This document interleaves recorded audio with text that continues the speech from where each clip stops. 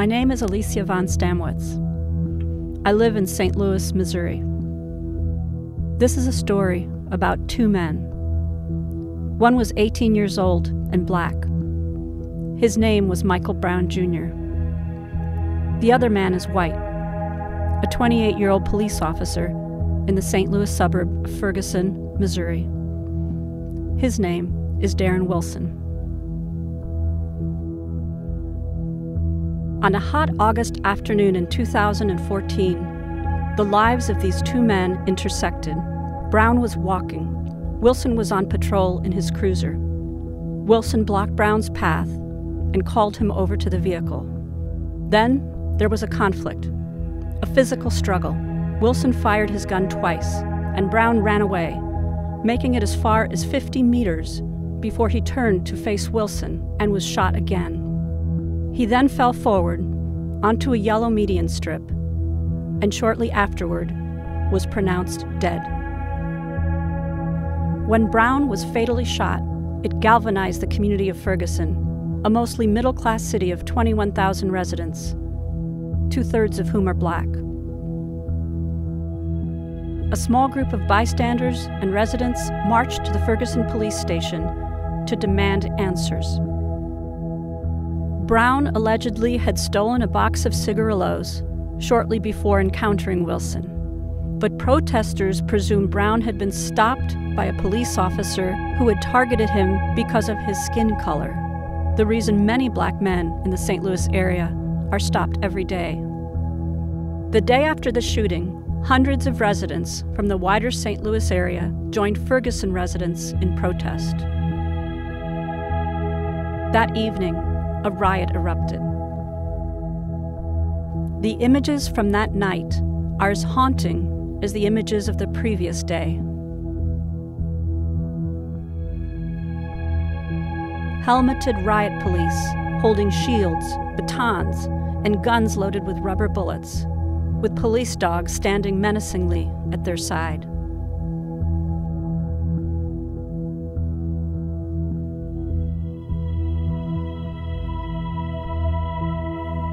Race matters in a place like Ferguson, where only 3 of its 50 police officers are black. In 2013, black drivers accounted for nearly 93% of arrests, while white drivers accounted for 7%, even though contraband was discovered on more than 1/3 of white drivers and on only 1/5 of black ones.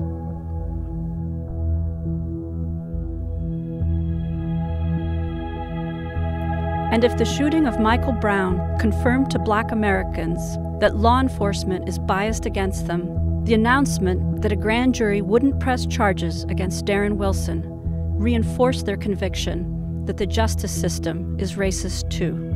According to the U.S. Bureau of Justice, black Americans are incarcerated at a rate 6 times higher than the rate for white Americans. But even as protests and riots broke out across Ferguson, activists quickly identified the steps needed to avoid incidents like this. The first step is to evaluate what's gone wrong since the civil rights movement: the systemic and institutional racism, not just personal prejudice. Another is to focus on improved police training and accountability, as well as economic justice.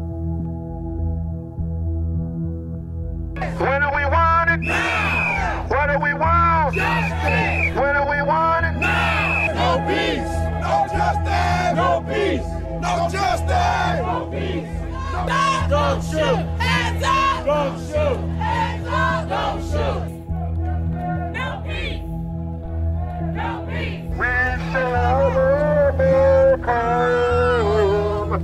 We shall overcome!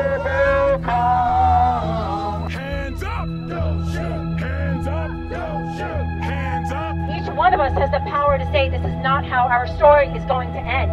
Our past and future are colliding in this moment and beckoning us, reminding us that we all still have so much work left to do. And together we will stand against all the injustice of the world. And yet another is to involve youth leaders, the very catalyst of a growing international movement.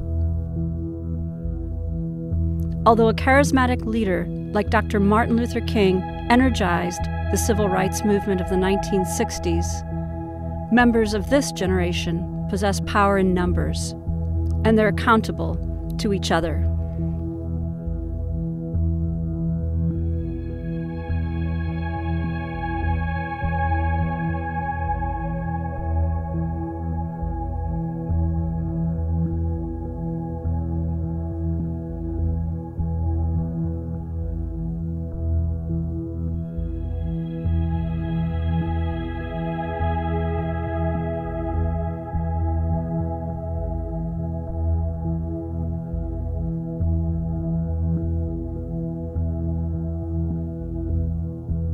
Of course, no one can know what the end will be, but many agree that something historic began with Michael Brown's story.